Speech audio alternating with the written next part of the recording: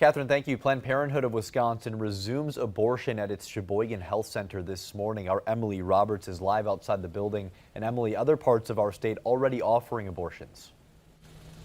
Emerson, now the Sheboygan Health Center joins two other Planned Parenthood locations already offering abortion services again in Milwaukee and Madison. This after a Dane County court ruling that determined the state's 1849 abortion ban does not include consensual abortions. Planned Parenthood representatives say schedules are open for patients to book appointments for the Sheboygan location right now. Both sides are responding to medication abortions resuming in Sheboygan.